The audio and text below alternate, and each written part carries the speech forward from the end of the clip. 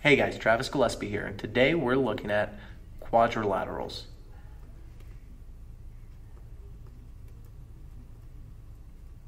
Let's fix that eye real quick. And quadrilaterals are closed figures that have four sides. So I'm just going to write four sides here as a reminder. And it actually has this information within the meaning of its name, quad, meaning four. In a real life example, thinking about your leg real quick, you have a part that's called the quadricep, and it's made up of four compartments. Okay, so quadrilaterals, it's a really general term for any four-sided figure. But there are plenty of other four-sided figures that have their own names. So what we're going to do is think of quadrilaterals as a house, and this house has plenty of smaller rooms in it. And those smaller rooms are going to be the names of the other four-sided figures. So this first part of the house that we're going to do is we're going to talk about the garage real quick. And the shape we're going to talk about, it's called a trapezoid.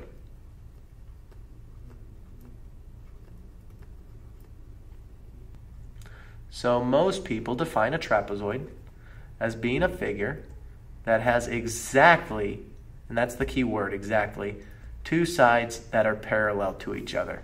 So here we'd have this side and this bottom side, they are parallel. So this is one example of a trapezoid. We'll get another one on the screen. So now we can see again, this top side is parallel to the bottom side. Now again, this is what most people say. It has exactly two sides that are parallel to each other. But some people have a different definition for trapezoid, and they say, you know what, it's not that it's exactly two sides that are parallel, it's at least two sides that are parallel. So if I were to draw another shape here, and note that in this one, hey, this side is parallel to this side, and this top side is parallel to the bottom side. Well, now we can see that there are more than one side that are parallel to each other. So some people say, you know what, a trapezoid does not have exactly two sides that are parallel to each other. They say a trapezoid is a shape that has at least two sides that are parallel to each other. But this really gets into how do you define what a trapezoid is. So if you're a student, ask your teacher. Because some people will say it's at least two sides that are parallel, while other teachers might say, you know what, it's exactly two sides that are parallel and no more. But regardless, if we can name this shape a trapezoid or not, we can all agree that it is a parallelogram. So I'm going to go ahead and make that note here. And it's a parallelogram because its opposite sides are parallel to each other. It's a parallelogram because its opposite sides are parallel to each other.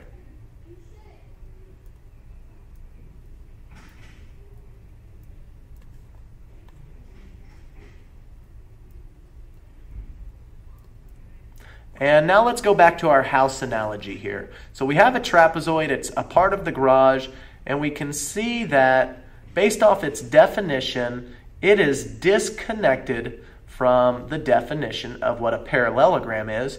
So that's why we're creating the garage off to the side, because it's not necessarily connected to the house, and you might have to walk around to get inside of the front door. So I'm going to start to make our house here, and as you enter the front door, you're going to be in the main entrance where the parallelogram is. So let's go ahead and move over to our next room in this house. Maybe you're leaving the front entrance and you're going into a living room or something to relax on a couch. So the objects in this next room, we're going to just say they're the rectangles. Well, there are plenty of ways to describe or define a rectangle. It is a parallelogram. It has opposite sides that are parallel to each other. So let's go ahead and draw that up here. Put little markers that the opposite sides are parallel. They're also congruent. The opposite sides are the same size. So let me grab another pen color first. I'm going to redraw that rectangle below. And all rectangles, the one thing that stands out is all rectangles have 4 right angles. So unlike other parallelograms, rectangles always have 4 right angles. And I could draw those up here too.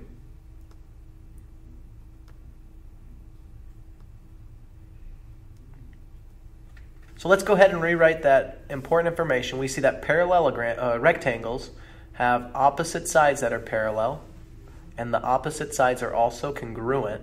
Opposite sides are parallel and congruent.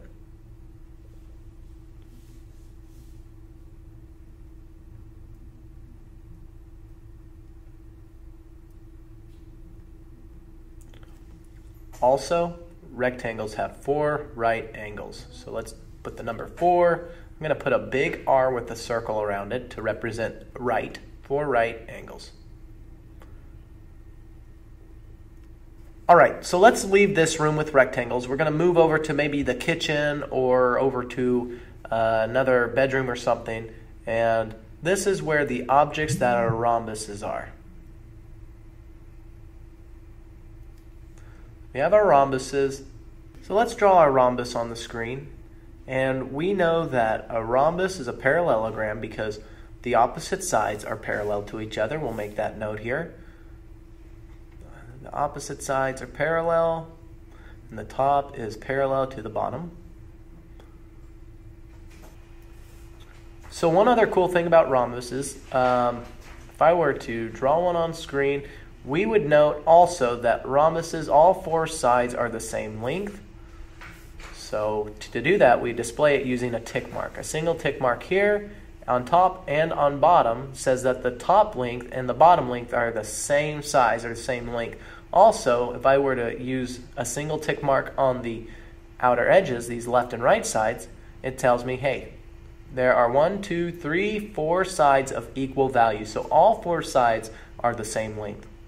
So let's go ahead and make some notes. We'll note that a rhombus, it's a parallelogram because its opposite sides are parallel.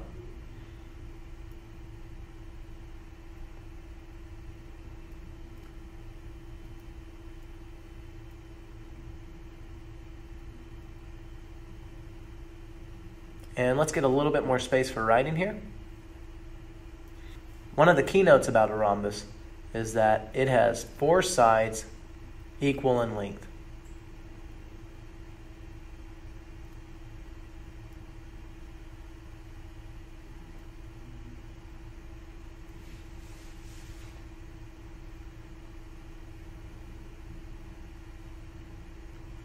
And one thing that you might find out in the future is that the opposite angles in rhombi are actually congruent. They're the same size, so these opposite angles would be congruent.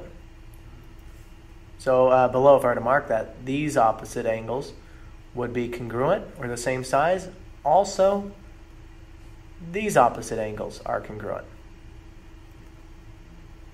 Okay, so we have these different rooms in the house, and between the living room and the kitchen, there's something that's going to connect the two. So we'll look at that thing that connects the two as being a hallway.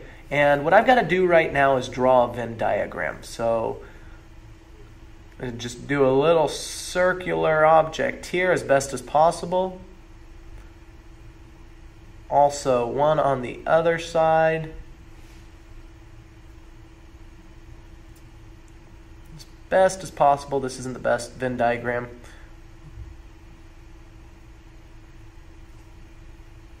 And we'll connect. And whatever's inside the middle between the rectangle and rhombus, we'll consider the hallway, and it connects the two. So the objects inside of this space, we're going to call them squares. And I'm running out of room below, so I won't write a lot of words. Instead, I'm just going to draw pictures, and I'm going to just draw 3 squares as best as possible to represent all of the information that's needed.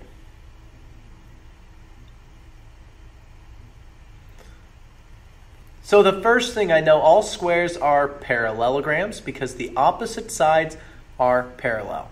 So this side and this side are parallel. Also this side and this side are parallel.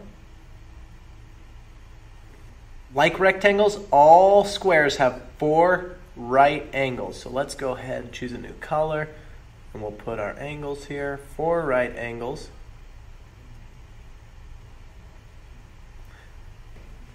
And all squares, just like a rhombus or rhombi, they have 4 sides equal in length.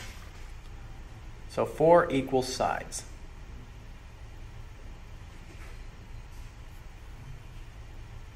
Cool, so what we can see over here with rectangles is that because of its qualities, sometimes it might be considered a square because it has opposite sides that are parallel, it has 4 right angles.